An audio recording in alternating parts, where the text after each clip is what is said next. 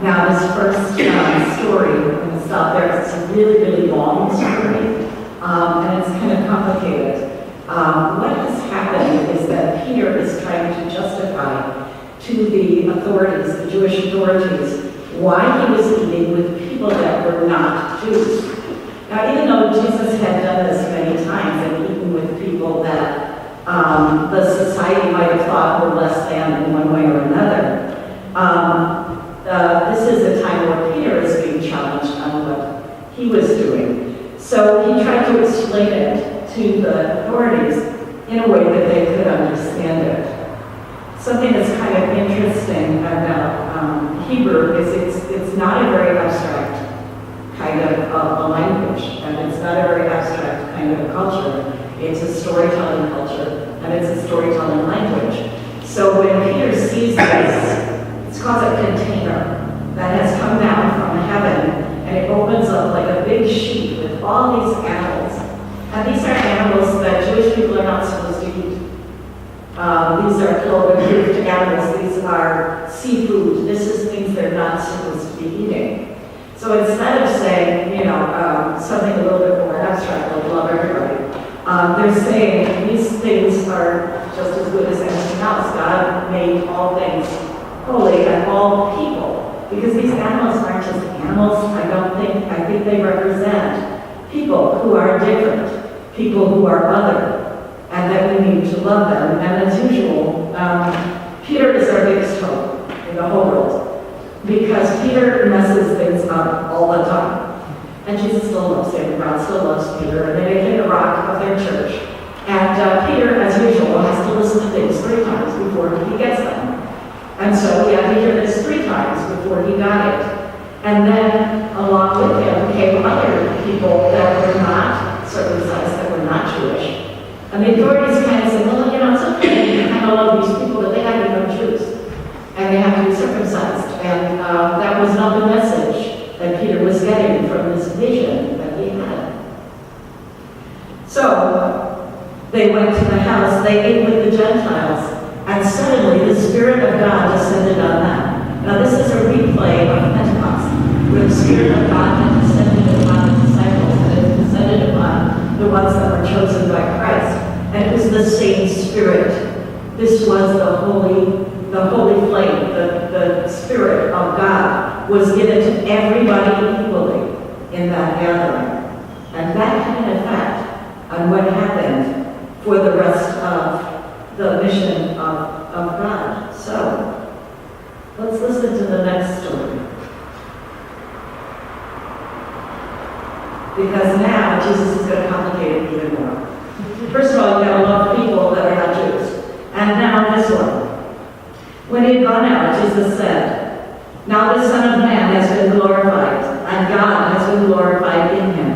If God has been glorified in him, God will also glorify him in himself, and will glorify him at once. Little children, I am with you only a little longer. You will look for me. And as I said to the Jews, so now I say to you, where I am going, you cannot come. I give you a new commandment, that you love one another. Just as I have loved you, you should also love one another. By this, everyone will know that you are my disciples, if you have love for one another. The Word of God. Thanks be to God. So, kind of as usual, when you decide to take a faith journey and preach a sermon, God sometimes has interesting ideas about where that path ought to lead. So this one led me in a lot of directions and in a very convoluted path, but it has been a very good one. Now, when I first read the scripture, I thought of this story. It's a story from Africa, and it's a story that will sound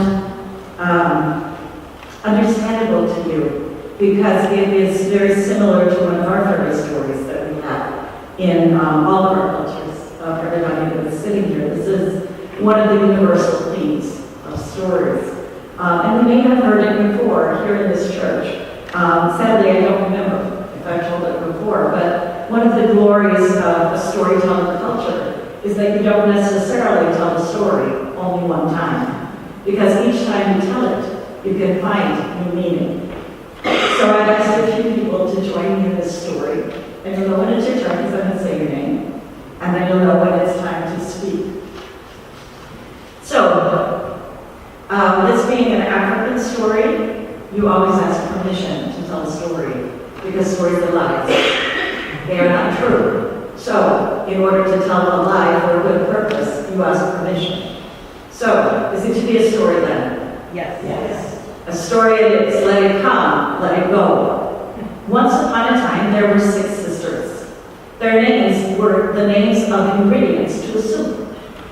Their names were salt, sauce, spice, onion leaves, pepper, and herbs. And they decided that they needed to find a bridegroom. And they wanted to find somebody that was very rich. And they thought they would all take their chance and see who could marry a young man that they heard of in another village who was very, very wealthy. And they set off along the path. Now, the last sister, the youngest one, her name was drippings. So if you know what drippings are what's left over from a roast. And can you imagine in Africa, with no refrigeration, what those drippings smelled like? Well, that's how drippings smell. So the sisters said, stay back a little bit farther. Well, how about farther? How about farther back? And she did. Because they didn't want to be near her because she smelled bad. As they were walking, they found an old woman taking a bath in a creek on the way. And as they came up, each one in turn, the old woman asked, would you wash my back for me? I can't reach it. And each sister in turn said, ew, no, going. Until the last sister, Drippings, came up. And the old woman asked her, will you please wash my back? And Drippings said, of course I will. And she stayed and washed the old woman's back. The old woman said, I know where you're going. You are going to go see a young man you have heard of who is very wealthy. And when he asks you his name, this is his name. And she told the girl the name of the boy. She said, do not tell the others. And Drippings did not, because after all, they were very far ahead of her. When they got to the home of the young man, they all came to the home at the same time. And they came crowding in the door. And the young man said, this is too much. You need to step out and come in one at a time. So the first to come in was Salt. My name is Salt. It is I who makes the soup tasty. That's fine. What's my name? I don't know, little boy. I don't know. No. Next came Sauce. My name is Sauce. It is I who makes the soup sweet. What's my name?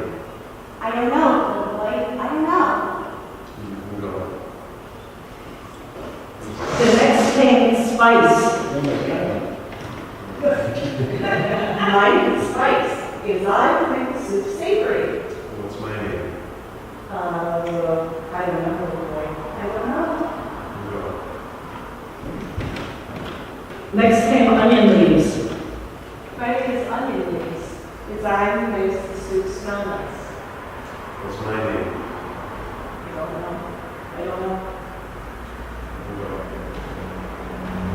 And then came Pepper. My name is Pepper, and I make the soup hot. What's my name? I don't know, little boy. I don't know. And finally, the last little girl came. And she said, my name is Drippings. It is I who makes the soup smell strong. What's my name? Your name is Dutch Kangaroo. And that was his name. And thank you. And so the boy asked the little girl to come in, and he showered her with presents. He laid out a rug for her and gave her gold sandals and beautiful clothing to wear.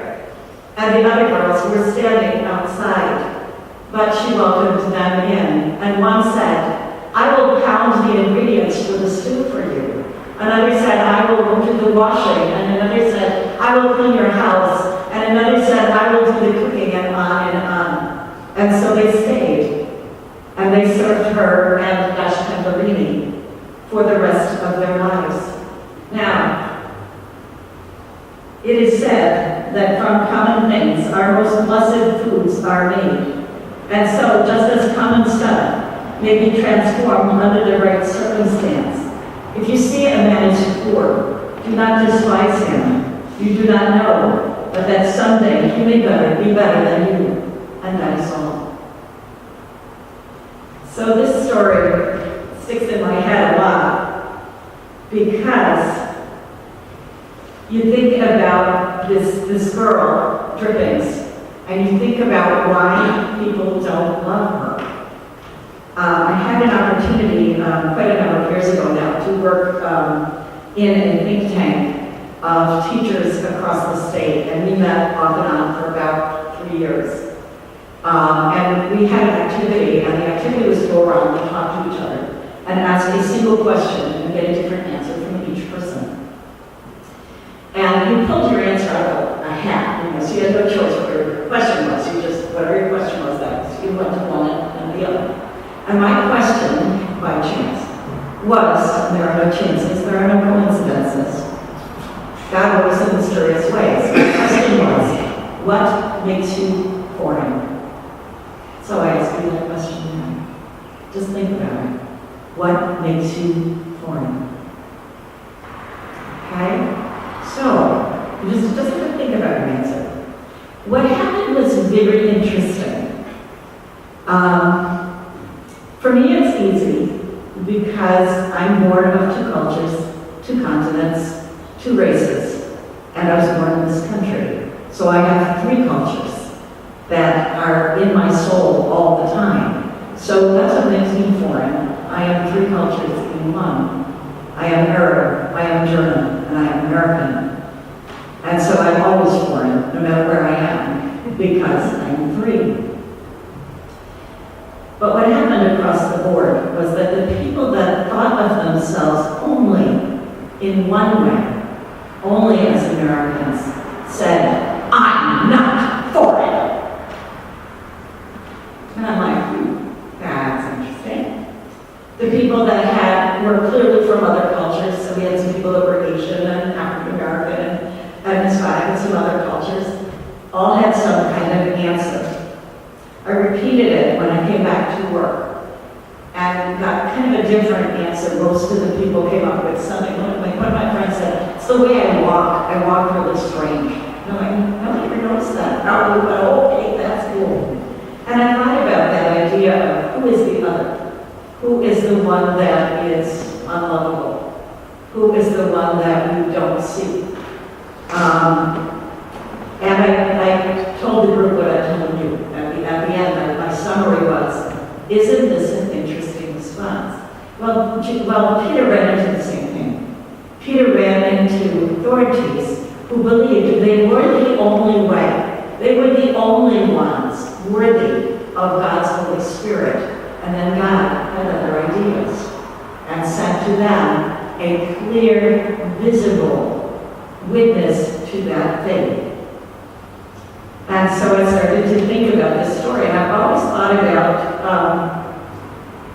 the old woman. The old woman was the first unlovable character in this story. There was something about her that all of the sisters, except one, kind of looked at and said, "No, I don't want to touch that." And it's kind of easy sometimes for people to ignore folks that are older, folks that are different, folks that are disabled. It's easy to look and say, I don't really want to do that. But I didn't think as much about, and I thought about drippings as well, as something that smells bad. It's very hard to love or care for somebody that smells bad. That's probably one of the biggest barriers to love in our culture. I mean, we were so big into, scented candles and having deodorant and that kind of thing, that's something that really puts people off. But what I didn't see in the story until this morning was that it was the one who was herself disliked, who was able to reach out to people that were disliked. And I thought that was kind of an interesting thing when you put it in the context of Jesus and Peter. So I thought about who we love. What does that mean? And I thought about 40 years of teaching. And I thought about a few people who were kind of unlovable. And what happened when somebody showed them the tiniest little bit of love and things changed. Very early on, I had a very big man who was sort of this mountain, African-American man, giant. And he looked very scary. And he was the kindest, gentlest person, like a big dog with little tiny kittens.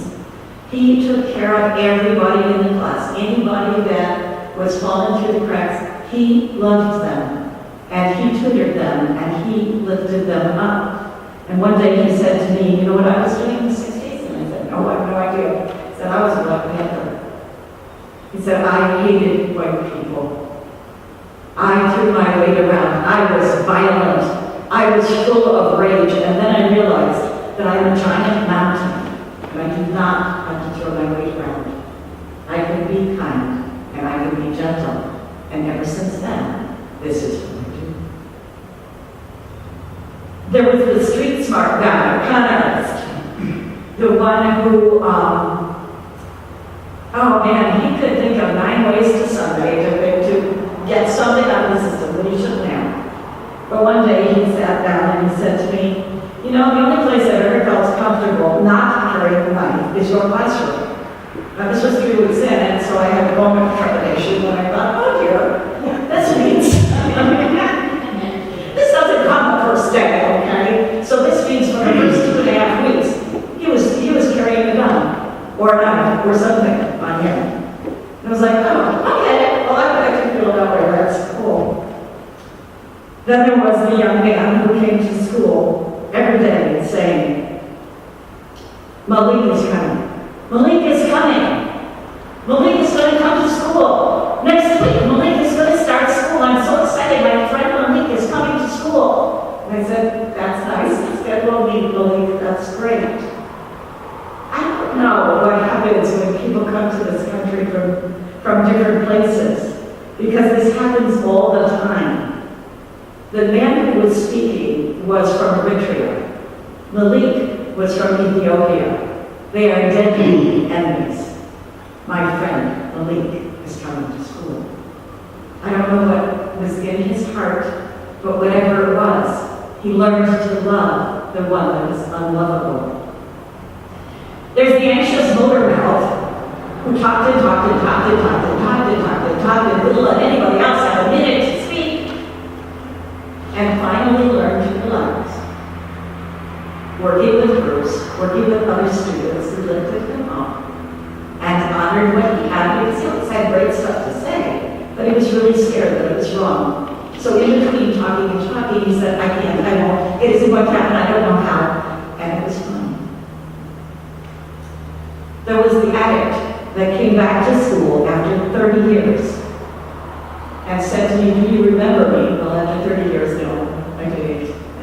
But she remembered the school, and she remembered the care that all of us gave her when she was here. And she's going to get her high school diploma now. It wasn't the right time 30 years ago. The addiction was too strong. But now, it's the right time, and she's back.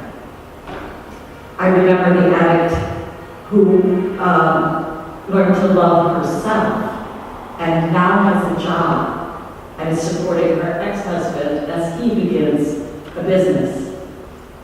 Her ex-husband, the murderer, the one who killed the guy that was in love with the woman that he was in love with, and did his time and came to class and now found Jesus and rescues stray cats and brings them to school, which is kind of interesting, but he found something in prison in Puerto Rico that touched his heart and brought him to that kind of love. All of these people loved like different people. All of these people who reached out to somebody that was unlovable, and transformation happened. And then, because these travels are not easy, I thought about all the people, all the many people that I have not been successful in loving. It's so easy for people to be the other. It's so easy to write them off. And I, like everyone else, have done that way too many times. And then there came the really challenge. What about the ones who twist love into abuse? That is the limit of love, I think. There's a time when we must pull back, where love becomes enabling hurtfulness. It is time to separate, and it is time to love by not allowing bad behavior to continue in the name of love. But it is a razor's edge. How do we decide who we love, who is worthy? God's love is more than we can ever imagine. It is poured out on us with generous abandon, a free gift that we need only reach out our hands. Just as God loved us, so must we love each other. Will we succeed? We're not God. There are people we are not going to be able to love. But with God's help, hearts can open, and love can change lives. Who will we love this week, this day? And how shall we show God's love?